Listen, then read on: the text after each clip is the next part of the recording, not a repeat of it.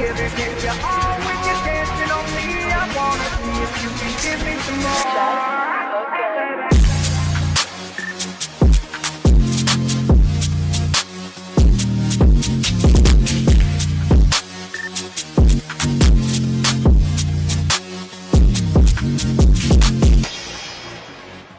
Get into some real estate, and we're going to figure out a little bit about how he came up. So Javon, tell us who you are, and and tell us what you do. Javon Moses, founder, owner of JC Moses Management. We're a real estate management company, and we buy, sell, and as well as sell to investors. So we pick up properties in multiple ways. What got you started into this business? I was in college at Texas State, and it was my senior year, and I wound up having a real estate class and a professor, and learned about real estate as well in my free time, and everything started to make sense. I was an economics major, and it came into play to a situation where a roommate family had a house that they were looking to sell, and I wound up being able to connect with them and end up selling the house right as I graduated. Damn. So I felt like it was just it was meant to be. It was destiny. Yeah. Did you have your license at the time? I didn't have my license. Wow, really? So that's another thing a lot of people don't know is that you don't need a license to sell real estate. So how'd you end up helping them out? Like, so the backstory of it was I'm playing 2K in an apartment, and he comes downstairs and say, "Hey, I know you've been interested in real estate.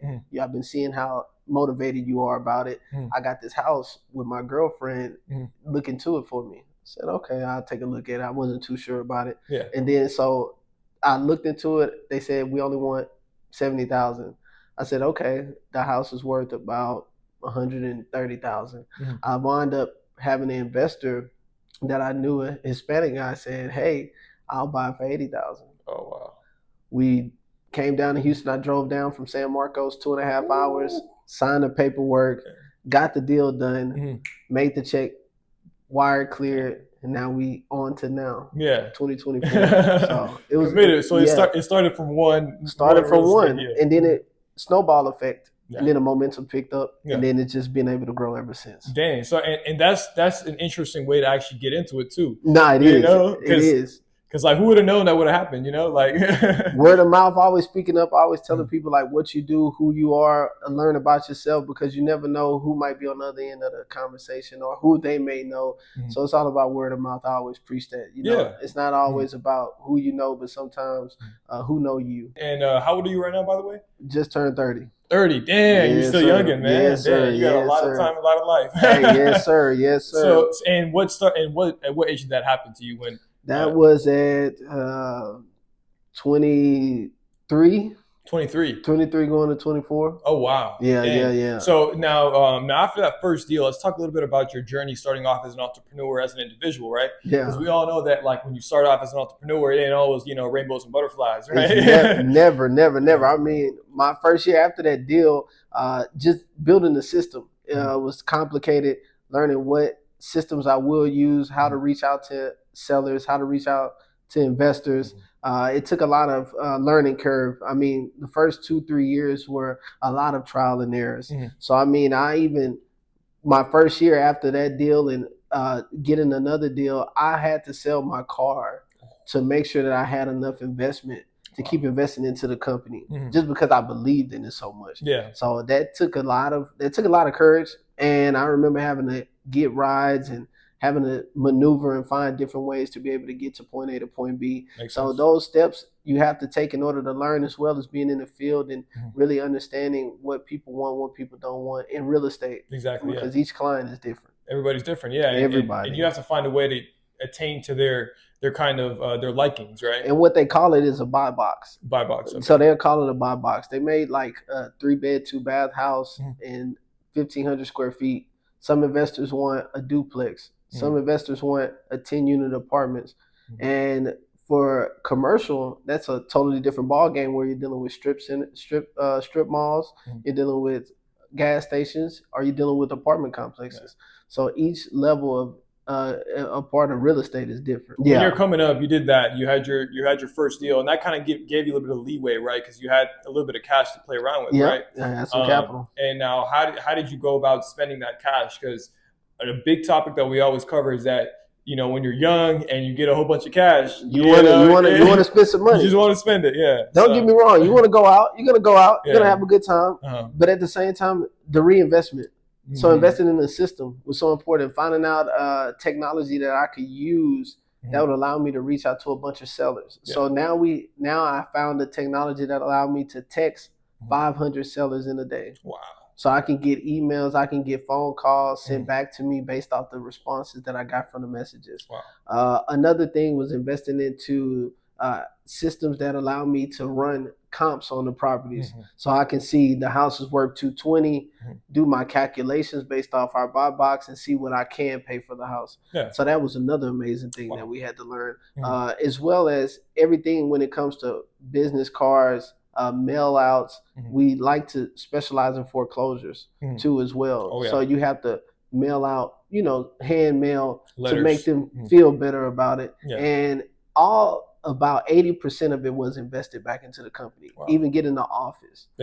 Just the little things that you need, signs that's going to make the difference in building a brand. Because it's all about a brand. You want to have market share. Let's talk a little bit about mindset. So how did you kind of attain that mindset, you know, starting off, you know, to spend that, you know, or did you kind of build that discipline throughout your college career? Yeah, you build it from sports. Played sports, high school, went on to college to play college basketball for a short period of time. Nice. And then from there, but it ultimately comes down to mentorship. People that know the way, that have already created the pathway, and you follow along that path, but at the same time still have individuality. Yeah. So I was able to not only implement the structure that they had, but was able to incorporate the new age technology and the new ways to figure out this is how it could be done more efficiently, and this is how we can scale it faster. Dang, so integration and innovation. You're right. Yeah. There we go. That's what they like there to we say, go. Right? The double eyes. Yeah, there you go. So now let's talk a little bit about this. Do you believe that 80 to 90% of the work is mentality, or do you believe that physical work is outweighs it? I'll say 80 to 90% is getting up every day. Showing up is what I say. If you show up 90% of the time, the other 10% is just about executing. So that's the main focus I think people take away from, is that you have to execute. You have to, but before execution, you have to show up. If that's just sending an email, if that's just walking the property, if that's just calling the client, if that's just being here in the office sometime to be able to be here presently if someone walks in and has a question about a rental property. Yeah. Showing up is the main part of it. And how did you kind of maintain your mentality? Because, you know, in the wholesaling space, like I've been personally in the space for a little bit as well. Correct. And I see that a lot of people that get into wholesaling, they don't understand the amount of work that it takes to actually land your first, you know, deal, your first assignment fee, because, you know, like you're saying, a lot of these leads are like pre-foreclosures, probate properties, you know, whatever it is, whatever it might be. You know, you got to have some real conviction to kind of, you know, dial down and do a lot of work without any pay. So did you see a little bit of that in your career starting off, where you were doing a lot of work, but you weren't getting money right away? No, definitely. For the most part, you're going to go months and months without any deals, but you'll be walking houses day and night, left and right, every day, but those deals don't go through and they don't fully go to closing. But the main thing is that faith.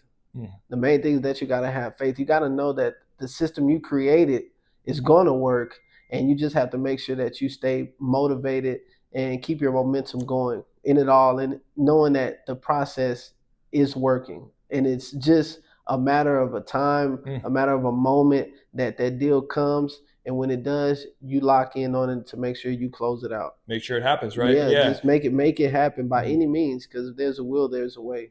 Exactly. And it's just like when preparation meets opportunity, right? And they call it luck. Yeah. You know, they call it luck. And I mean, a part of life is luck. Yeah. I mean, we can all say that. A part of life is luck.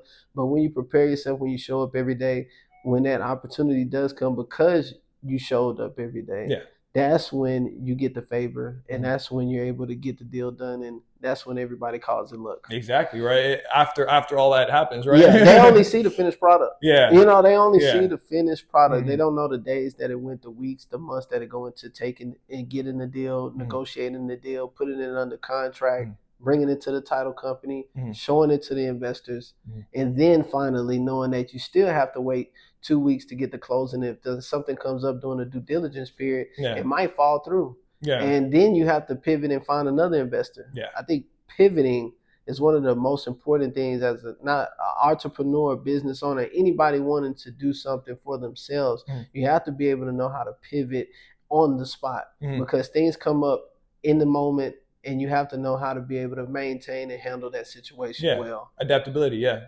being adaptive. Exactly. And let me ask you this: how crucial was it to change your environment when you were coming up as well? Talking about your friends or the people that you were around, did you have to sink some ships with some people, or Yeah, I mean, mentality-wise, you start to gravitate to the winning mentality, meaning you're selfless. You put the other person first before you. You put your clients first before you. It's not so much I, but it's them and it's we. Yeah. And that mentality is not apparent and influent everywhere that you go, especially growing up. Friends have different mentalities, and even peers, even family, don't know or don't see the vision. Yeah. And you have to want to be around those who see the vision, who believe in the vision, and as well as they have their own path and have to go through the same journey. Yeah. Because then y'all are relatable, and so that way you can get motivation from them, pointers from them, and mentorship as well from them as well. So that all plays a role in it. It does. It all plays a role. It kind of goes in together, right? Yeah. Because I mean, if you're around a bad apple, eventually you're going to pick up on those things. Bad habits. Bad habits. Yeah. I tell people all the time, bad habits cost more than good habits. Bad habits cost more than good habits. Yeah, they say that negative is 2 times as powerful as positive. Come on. So it's like you got to stay away from it, man. Yeah, I mean, just sidetrack. I mean, I'd rather go to the gym every day than to think about 10 years from now I'm taking blood pressure medicine. Yeah. I got arthritis. Yeah. My back is hurting. I need hip surgery. Yeah. When I can take my hour out of my day to make myself more efficient. Yeah. And better myself in my mind. Yeah, and it's just an hour. Like, okay, I like that. So you like to simplify, the long term. So like you look into the future and you say, oh look, I'm gonna get, I don't want to be fat. I don't want to be, overweight. I don't want to be barely able to walk.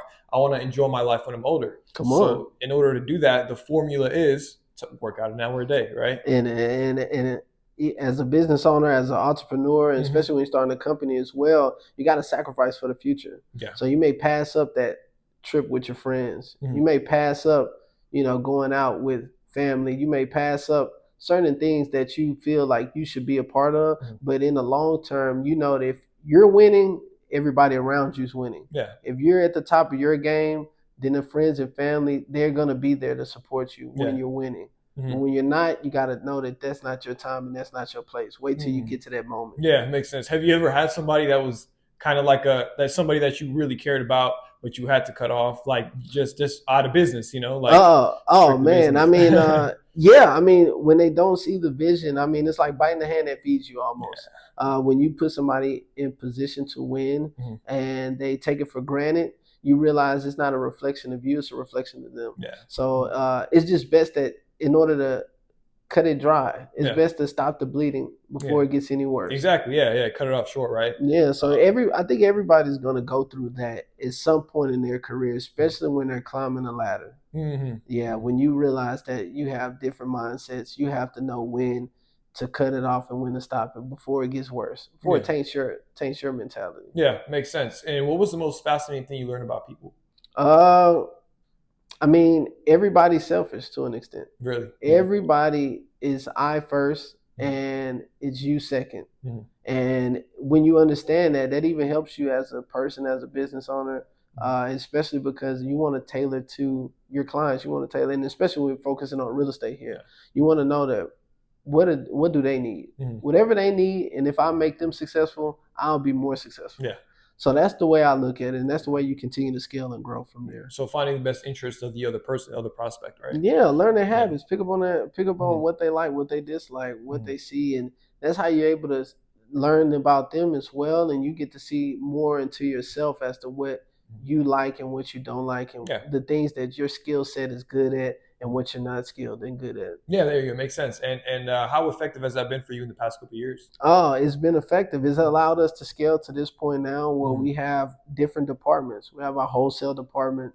We have our investment department, as well as we have our property management department. Oh, wow. So you have 3 departments right now that you're under your company. Yeah, 3 departments. We have up to 10 agents on staff.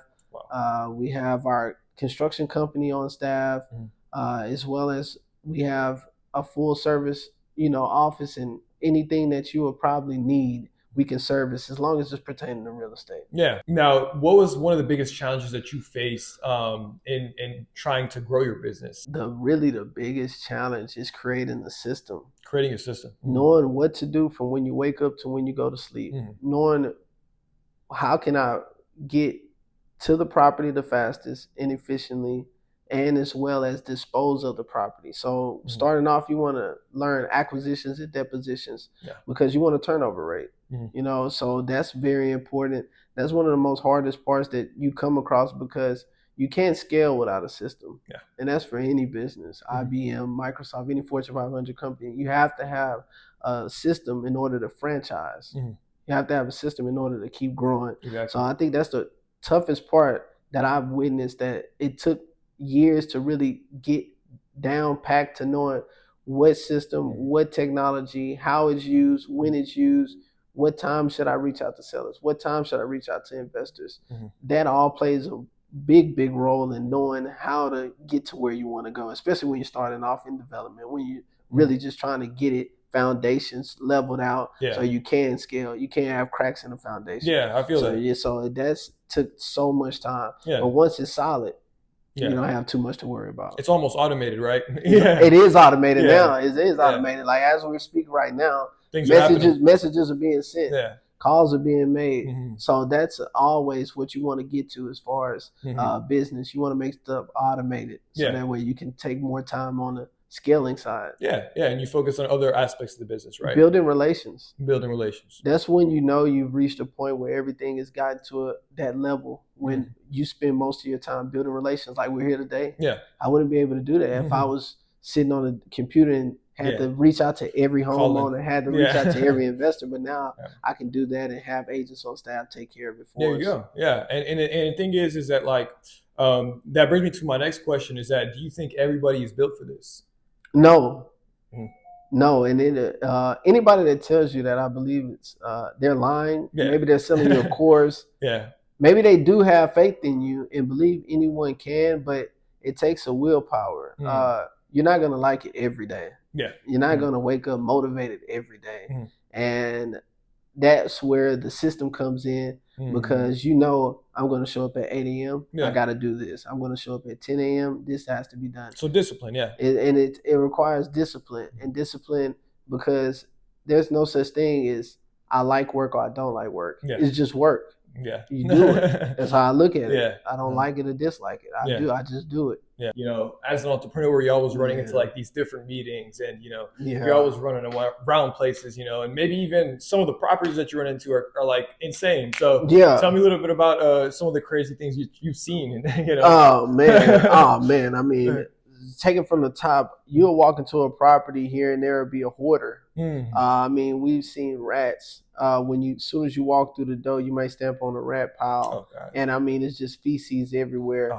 And you realize this person was living here, like they currently live here. No, this is not somebody that moved out. We're talking about live there. So just paint a picture of walking in a house and you smell feces, and you're wondering what's going on, and they have rat feces. And as soon as you step into the kitchen, you see roaches coming out of the kitchen cabinets from underneath the sink. And as you're looking at it, you're wondering, how is this even possible for somebody to maintain this level of health and then still living in it? And when you're walking through the rooms, you can smell mildew and mold from the pipes not being changed. And you notice that there is mold on the walls, and that all causes so many issues, but as well as from an investment standpoint, it's almost a tear down. You just want to tear the house down. Knock it down and rebuild, right? Yeah, because you can't believe that they have this much trash, this amount of damage, and also this unsanitary. Yeah.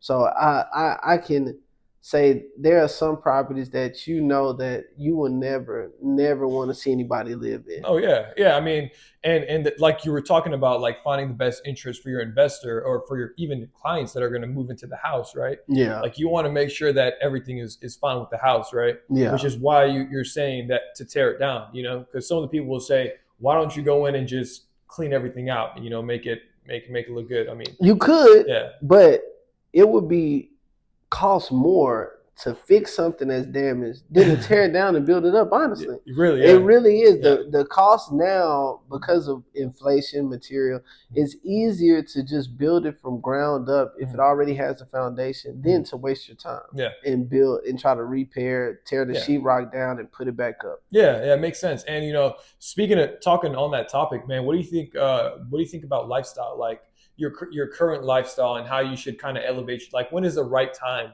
to elevate your lifestyle in terms of the revenue that you make from your company versus living below your means for a certain amount of time? You should always, I believe, always live below your means and always live on a fixed income, because you should have fixed expenses. Yeah. If you know your expenses are $4,000 a month, pay yourself $5,000 a month, and until you get to the point to where you can pay for your lifestyle 3 times. So if you spend $4,000 a month on expenses, you should be making $12,000 a month. Yeah. And until then you should not be living until that standard. Yeah. So if you make, and your wages are $1,000 and you only make $1,000, or you only have a $1,000 expense budget a month, then you should be making at least $3,000 a month. Yeah. Because if something happens, yeah, God forbid, but in real estate, you may go 3 months without a deal.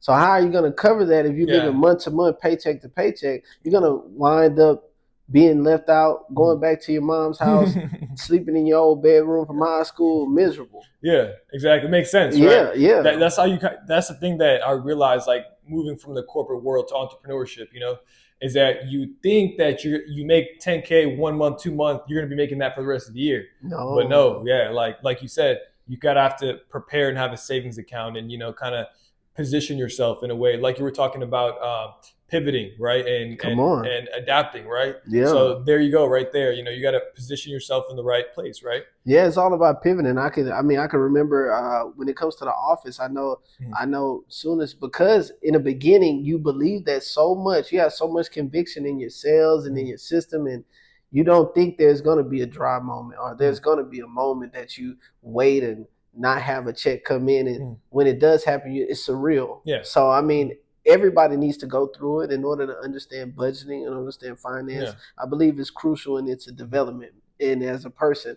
And so I can remember having an office before we got into this office, and you paying it month to month, and then you get to a month and you realize, okay, this is the last month I can pay. Yeah. Next month I don't know what I'm going to do. And now I'm out of an office. Yeah. I can remember doing that. And so to being out of the office, to not having a place of business, and losing the trust of your clients, losing the trust of your partners, it just creates so much pressure on yourself. And now we always pay all our bills 3 months in advance because of that. Wow. So that way we can alleviate the stress. Yeah. Because paying in advance actually alleviates stress. Oh, yeah. Pay your car note in advance. Yeah. Pay anything in advance if it's feasible. Yeah. Because you can work now with a clear mind, and that's what's the difference now. Yeah, that's the difference now. Take the expenses away, and so you can focus on being the best you could be. Wow, man, that's deep. I've never heard of that before, but that's a very good point. You know, because that way you kind of just give yourself some leeway. You know? And you can maneuver differently, try different things. You know, because you know where you're at, and you know I have 90 days. Exactly. That gives you. Hey, you like most test trial is 90 days. Yeah. Most probation periods at your corporate job is 90 days. Yep. So I follow the same method, but in a different form. Yeah, it's enough time for you to get back on your feet if you're falling down. You know, like. Yeah. So let me ask you this: Have you ever been broke before? Yeah. Started off in between the first year, 2-3 years. That's why I had to sell my car. Wow. I mean, I had an Infiniti G37. Oh yeah. So I was rolling. I had it from college at Texas State up until my first 2 years, and I realized I was making a car payment that was $400 at the time.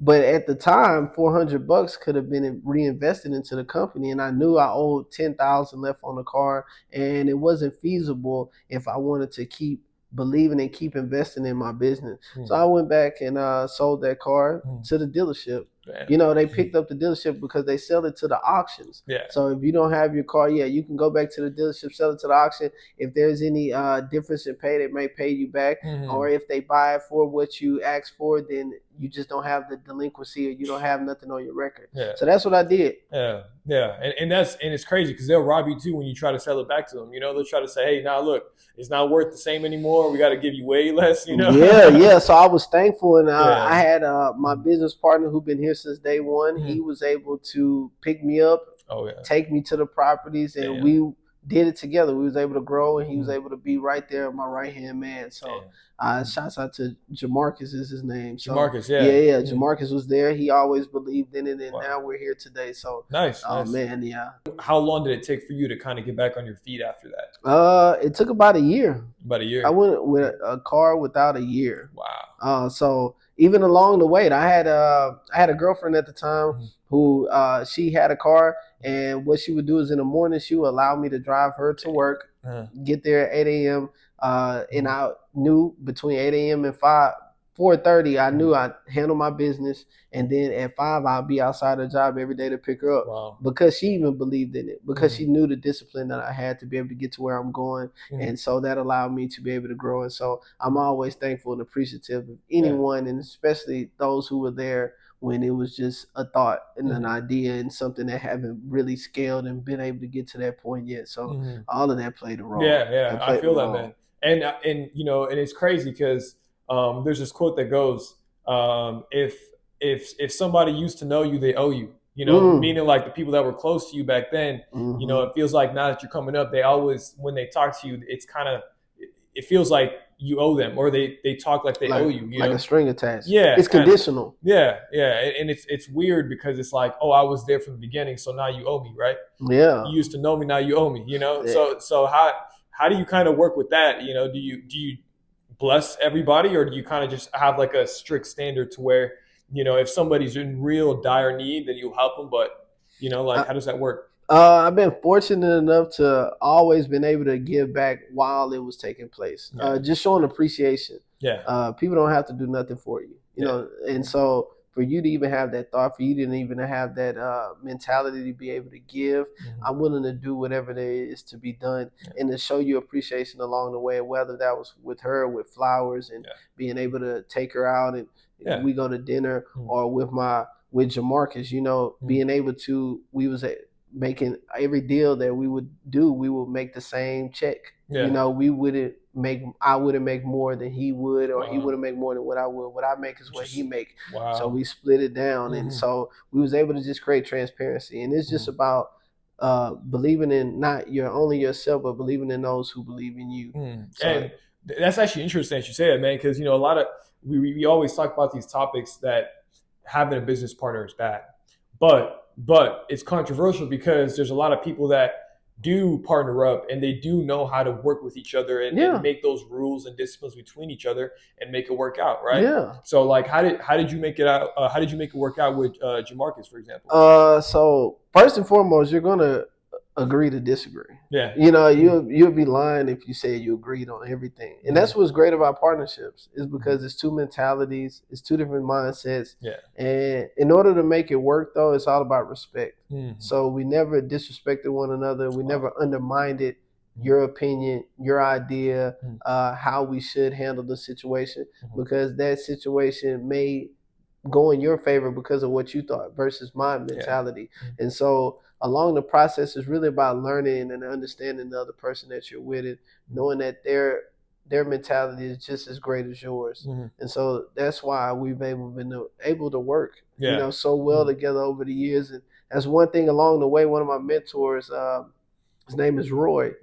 He owns D&W daiquiris all over Houston. Oh, wow. He's an older gentleman now, about 70 years old. Wow. But he was one of our first mentors. He Yeah. owns a lot of real estate as well in different parts in Houston, Missouri City, Sugarland, as well as Houston as well. Wow. And he mentioned to us that having a partnership is one of the greatest things, but could be one of the worst things that you can experience, like you just mentioned it. With him, he always said that I respected that y'all respect each other and keep that same mentality, and y'all will go far. Damn. And so that was in 2018, and it's 2024 now. So still rocking. Still locked in. Yeah. I mean, I visit his parents' house. He visited my parents' house. Wow. I go to his grandmother's house. We eat on Sundays together. Wow. So it went from business to family. Wow. And I think that's so important. Because, man, it's crazy that like you said in the beginning, right? It ties into what you said right now, is that majority of people are selfish. But when you find that one person that kind of cares more than just about himself, and that kind of has that same wavelength with you, you guys can kind of grow together, right? Yeah. And so, I mean, with that being said, tell me the importance of brotherhood in that case, you know? Oh man, brotherhood can get you through the tough times. Brotherhood can get you through when you haven't done a deal, when you haven't felt good about yourself, whether that's personal or if that's in business. Somebody that lifts you up, somebody that tells you you're him. You know, tells you you're the guy. Yeah. You know what I'm saying? Yeah. Who better than you to get the job done? Exactly. You know, those words of encouragement from brother to brother, from man to man is so important, because, you know, mental health for men is not talked about, but it's very important because we have so much weight on our shoulders. So to have somebody walk the same path as you and be able to understand you, that's the top key to it all, because you will have dark days. But when somebody's still shining light into you and somebody's still speaking, you know, those words of affirmation to you, that keeps you going. Oh, yeah. Keeps you going to know somebody believe in you almost more than you believe in yourself some days. Exactly. Yeah, man. It's important. It's crucial to have that, right? And that's also one of the reasons why we started this podcast as well, you know, is to kind of bring that kind of that brotherhood mentality to, and show that, like, yes, you have feelings. Yes, shit does happen. Shit gets hard, bro. Come on. But we got to focus. We got to stay locked in. You know, we got to just get back at it and know that it's just it's a phase. It's a storm. And that, you know, shit happens. But eventually you'll come out at the top if you stay locked in. Yeah, I mean, because along the way, people fail to realize it's life. I mean, you have family members pass away. Yeah. You know, you have people that was there in the beginning that's not there now. And you have so many ideas and so many thoughts that you wanted to do when you first started. And then once you're here, things pivot and change. And those people that are there with you know, and they understand, and they can really put their arms around you. Oh, yeah. And sometimes you do need that crutch just to know it is okay and keep going. And a brotherhood, a village, a community, that's all important into making you the best man you could be. Yeah. Would you say that if you had that starting off, your learning curve would have been cut a little bit in terms of like your personal experiences? Oh, yeah. For sure. Because you get to cut out the bullshit. Yeah. You just cut out the bullshit. You don't keep looking to the left or the right. You know, you can continue to look forward. I think sometimes, when you're along the way, you start looking left, you start looking right, you get a little distracted. Some things may tempt you. Then you wind up going down a path and realize, I need to get back to me. You know, and sometimes you lose yourself. That's where the individuality come in, finding out who you are and what you want and what about yourself you like out of life.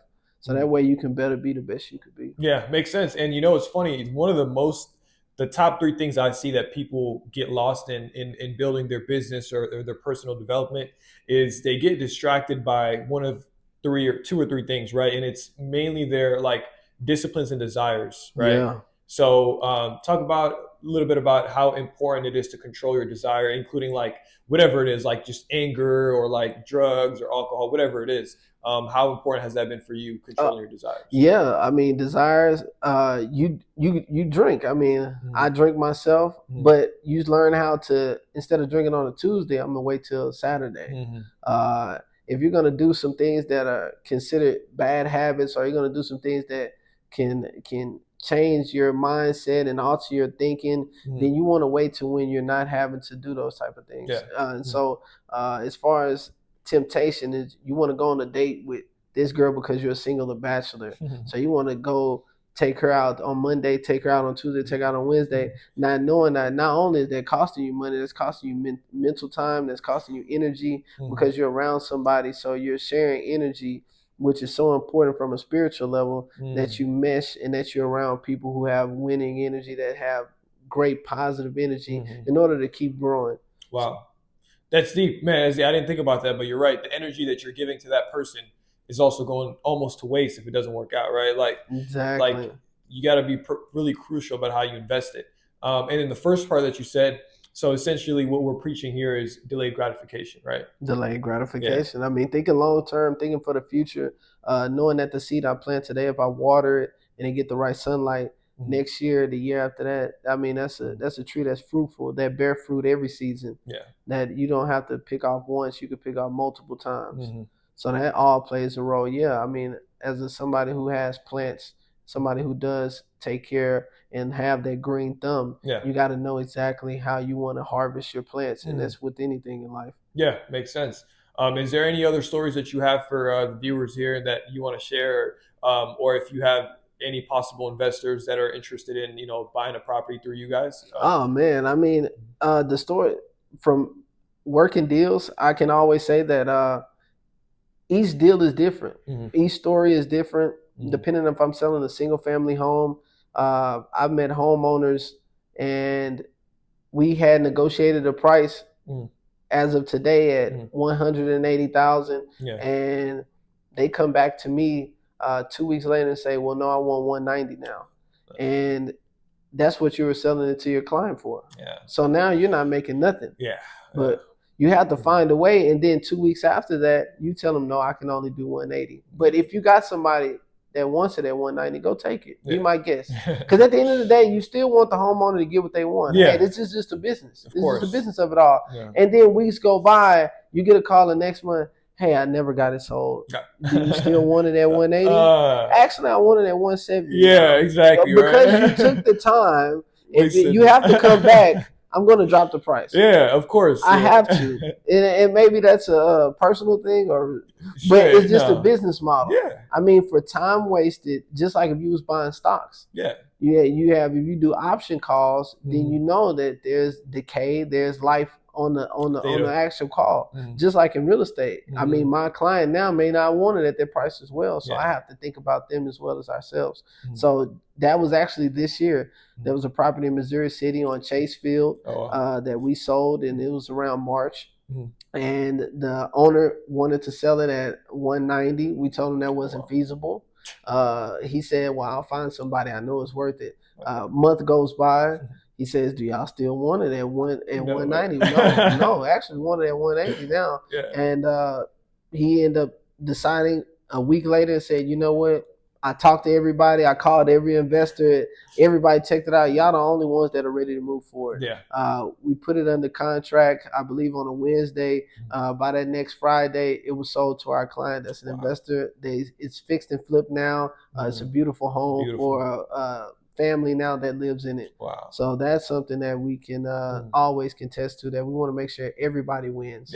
Yeah, exactly. Makes sense, man. And one quick topic, real quick, that we didn't cover was credit. How important do you believe credit is coming up, and do you need to watch your credit to make sure your credit's good, or can you come into this business all cash? It's no wrong answer in that question, actually, when you think about it. I mean, so when you start off, you do want good credit because you want to get business loans. You want to get business credit cards, which we have.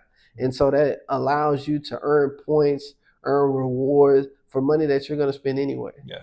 And so I think that plays a role, because if you have bad credit, that limits the options that you may have in order to get started if you don't have a lot of capital. And so for us coming in, we had the capital from the first deal we did, but we still needed more capital, which is why I sold the car. But at the same time, which is why we got credit cards as well, because we knew we didn't want too much debt on the table yet, but we did need some good credit, so that way we can earn this money. Exactly. Yeah. That way we can pay for the system. That way we can pay for the office.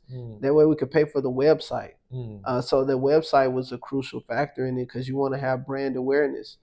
So we had to make sure that we took care of that. And then on the other perspective is, if you have a family, if you have friends, or if you have peers around you that do have capital and you have the plan, then all you have to do is create a system and a pitch and get it to them and say, hey, this property is worth 100,000. If we get it for 50,000, put 15,000 in it, that's 65,000 all in, it's worth 100,000, we list it, that's a 35K spread. You invested 65, I just want 20% equity in the deal. Yeah.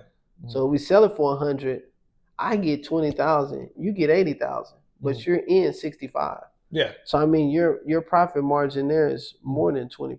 So yeah, man, you're killing that. Yeah, so you're doing. You know how to break down the numbers. Yeah. And as an economics major, that's what I mainly focus on, is doing the numbers right on the spot. So when they see that, and then once you put it on paper for them to see, and we walk to the property, and our construction company gives them the bid, they feel so confident about it. And so that's what you pivot to once you have gotten a structure and a system down, is that I know how to raise capital, just like if you use an IPO, or just like if you was on Shark Tank.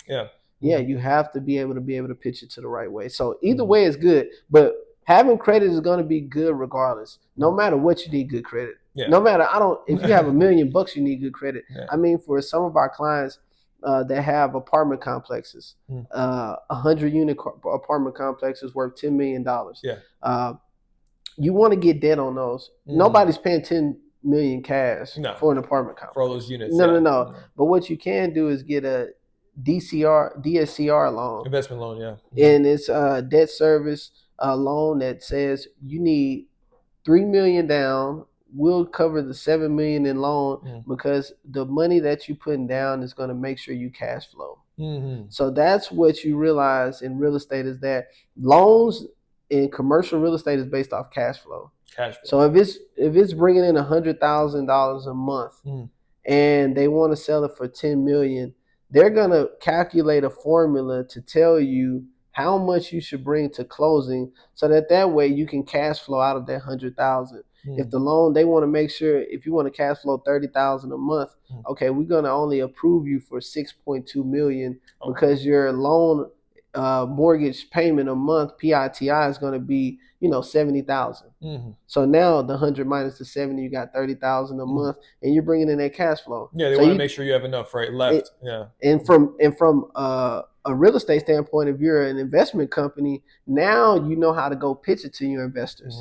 You want to get 5 good investors. Hey, I need 500,000 from you, 200,000 from you, 200,000 from you. We're bringing our own capital as well to it, and that way now you discover, okay, what is their preferred return? I want to make sure all my clients get 15% preferred return on their investment, as well as in 3 to 5 years, we're going to put it on the market and sell it, and we're going to 1031 exchange it. Wow. And of course, you walk out. Yeah. And 1031 exchange, of course, is deferred taxes. We sell it for $13 million. We don't pay no taxes on it because we're going to go find another commercial property that's worth equal or more, and you do get to make some money, and you don't have to pay taxes. Damn, man. So, you just deconstructed a massive deal here, man. Right on the table, man. A $10 million deal can be done tomorrow. Wow. Yeah. And there's many lenders. Yeah. People love to lend money.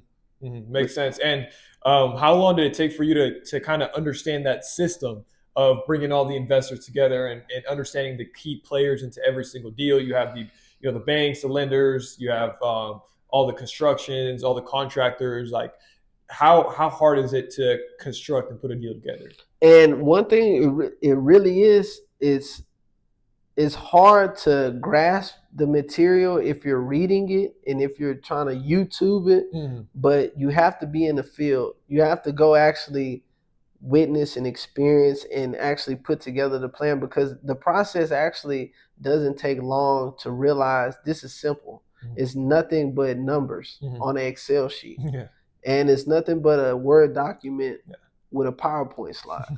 and once you get those two things down, you can raise $100 million overnight. No, honestly. I mean, it's seriously, like, my mentors some are worth $200 million. They have 530 unit apartment complex, selling it for $44 million. They have $28 million in debt on it. So we just have to bring $17 million to closing. And once you realize, okay, all I have to do is see how much is it bringing in revenue. It's simple it's bringing in 100,000 in income. I need to bring 1 million to closing so that way I can have enough cash flow from that project with the money. And then once you do that, it's rinse and repeat. Yeah. So it only takes one time. Mm-hmm. It's not something you have to do 10 times, 20 times to learn. Mm-hmm. Honestly, if you do that, I'd be scared. Yeah. That means it's not the job for you, bro. It's not the job for you. Yeah. It is a one-time, one-deal process. Once you learn it once, it's rinse and repeat. Yeah. Yeah, it makes sense. And that's why all those people that once they get started, they do their first 2-3 deals, it's like they're I'm looking for this, you know. You're ready to scale fast. Yeah. You're ready to scale fast because you want to keep the momentum high too. And now I see, you know, the problem, the solution for your company is you find people like that and you know, prosper to their need to look for properties, and you kind of do all the hard work in finding the properties, and you kind of just present that to them, right? Is that correct? Right? Correct. And that's what capital groups do. That's what, I mean, the big as the hedge fund companies do. That's what these investment companies do. And that business model is not going to change. It's not going anywhere because there's a doctor right now at MD Anderson. There's a VP at MD Anderson. There's a VP for so many companies right now. Oil and gas, we're in Texas. Yeah. They go to work 9 to 5 every day, right? Yeah. But they have a 401k, they have a savings, they have stock bonds invested, they have life insurance, they have so much capital, but don't know what to do with it because they specialize in whatever industry that may be in, oil and gas, medical field, or just a corporate career. And for us, this is all we do. This is all we do. Yeah. And knowing that real estate is always going to be the most safest investment because it's only one earth. Land was only made one time. We can't build more land. Yeah. So this is all we can get. Yeah. And so with knowing that you have that equity and that share in the market, you always know that it's a safe investment. And you just want to present it to them where they know where their money's going because they worked hard for it. Exactly. Yeah, it makes sense. And like you said, there's key players to every single part of the game, right? Like, those guys are going to be doctors. They can't focus on being doctors and do all this whole process of, you know, formulating a whole deal together, right?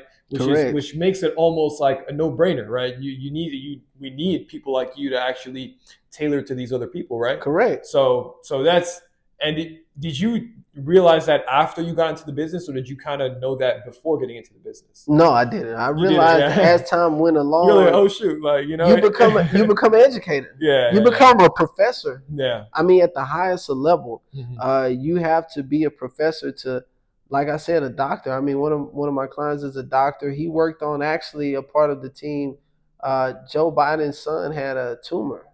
And he was the one they helped remove it. No way. So this is people that have high level jobs and depend on you, myself, to be able to bring them real estate that's cash flowing for them to be able to think about, I don't want to be a doctor forever. Yeah. I want to retire. Yeah. I love what I do. Yeah. I love saving lives, but I do want to be on a beach in Costa Rica, relax. And so that's all important. And so you do realize you become a professor, and it's an art. It's an art. It's a skill, and not everybody's built for it. Makes sense, man. That's beautiful. That's beautiful that you understand that now, and you can see that kind of perspective on, you know, what you're really doing here, you know? Yeah. And I feel like, and do you feel like that's your purpose? Yeah, I mean, I ultimately do, and it's about making people aware and educating them, and just letting them know what you are capable of, but you won't understand that until you're actually dived into it.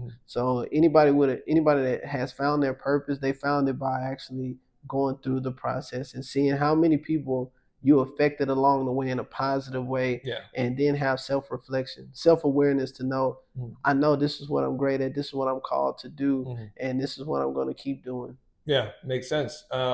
And now, kind of closing out here, where do you see your business and yourself going in the next couple of years, in terms of growth? Like, do you have any like big plans coming up for your business? Oh man, we want to acquire more apartments. So we want to be able to house and be able to have affordable housing, one single family residential. We're building 12 homes, by the way, on 610 and Ella. It's in Northeast Houston right now in Highland Heights.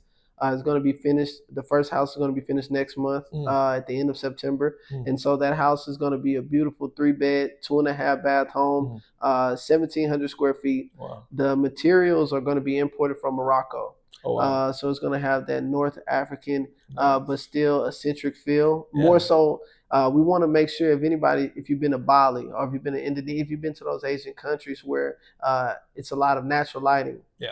It's a lot of wood. It's a lot of feel as if you're in a jungle. Yeah. And so you want to get that feel that you're a part of nature. Big windows. And so that's what we're bringing out here to give that incentive, and as well as affordable housing. Anybody that makes $75,000 a year and has $10,000 saved up can get into the homes that we have. And so these homes are going to be under construction. Currently they are right now, but they're going to be finished next month. And that's something that we can all go see. And it's going to be an amazing project. Like I said, Highland Heights. It's going to be 12 homes in a gated community. It has a dog park in the back. Everybody has animals, so we want to make sure we cater to those with animals as well. And it's going to be a wonderful project that we keep growing. Yeah, and that's our residential side. Residential, yeah. Yeah, residential. I bet commercial, you got some crazy stuff too. Yeah, commercial. Right? Commercial, we're looking to keep expanding. We're looking at 200-unit apartments up to 500-unit apartments. And all of that is just from the standpoint of not only we're bringing capital to our group for our investors, but at the same time, we're renovating these properties. Growing up in low income, you stay in apartments and they don't have proper water. They don't have clean pipes. The water come out brown.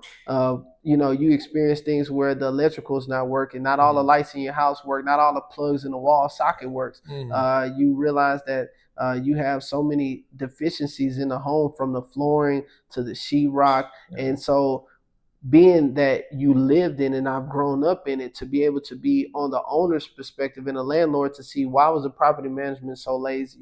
Why was the owners not coming and check up on these homes? That plays a personal touch to it. It makes me more happy to be able to be a part of ownership of these apartments, and as well as making sure that people get to have pride in where they live. And as well, this is going to help our company expand to be a 8 to 9 figure company in the next 5 years. So that's what we're looking at. We want to make sure we get to those big numbers, and that all comes through continuing to be in the field, continuing to find these properties that are run down, that you have the old landlords that don't know what they want to do with anymore, and we come and swoop it up out of them. Yeah, there you go. And at the end of the day, it's a win-win situation, right? It's a win-win. You're providing them with the solution, and you guys are also, making some money off the property, right? So, but no, that's interesting that what you said about the residential side, man.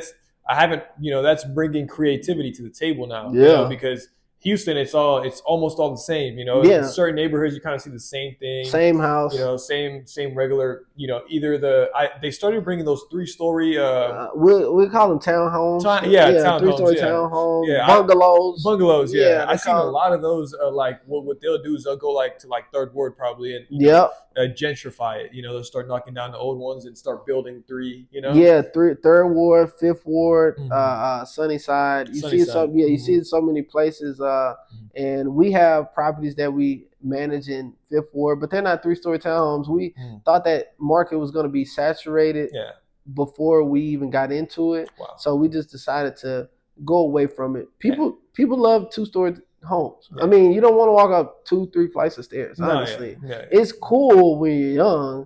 But for a family, as you get older, mother, a father, and their 3 kids, and a dog, they don't want to have to deal with those phases. And so the pros to it is, you have a lot of space. You have 3 levels. You might have a sky view of the house, but you really don't have any lot size. A lot of those don't have a backyard, don't have a big driveway. So for families, we want to make sure that they can still sit in the backyard and have Thanksgiving outside, or if they want to have family game night in the backyard, that they're still allowed to do that and not have to worry about the neighbor next to them or it's the neighbor behind them. Hey, you're a real Texan for saying that, man. Because Texans love their land. We love our land at least we need our space. 5,000-6,000 square feet. Exactly, but we see these houses being built on 2,000 square feet. Just all crushed up, right? It's just enough to where they can put the house on it, and they can put a driveway, and that's all. And we don't want to do that. We don't want to do that. We want to keep it modest. Keep it Texas. and our houses in Highland Heights that we're building, they're going to be priced at $359,000. That's going to be included,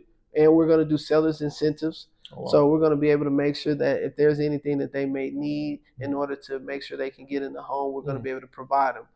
So sellers credits are very important. Interesting, man. So it's going to be that's a very exciting project, man. You got me excited too, man. Nah, it's exciting. I can't wait. Good, and I have the renderings. I have photos. Oh, so I'm gonna send them over to you so you can see the inside. We'll put it in. Yeah, you can see the inside. You can see all of the outside. I'm gonna take you out there. You get in the field. Get some clips. Get some clips of what it looks like right now. The shell. Right now it's just the wood framing, the foundation. We have some siding on the house, but that's it right now, so people can see what it looks like in the bones of it before it's even built. You got to see the process. Yeah, we'll wrap it up for now, but we got to do another part to this in like maybe a year or something. The follow up. The follow up, man. It's gonna be bigger and better. Bigger and better, brother. I know. I can't wait.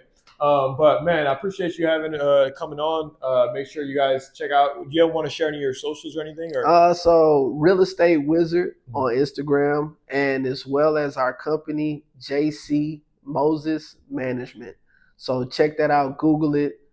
We have plenty of content from YouTube videos, testimonials to Google reviews, to even the new content coming out about our 12 new home build construction in Highland Heights right now. So it's going to be a lot of things that you all can check out. There you go, guys. There you guys have it. Thank you guys for tuning in. Highline Executive Season 2. I'll see you guys in the next one.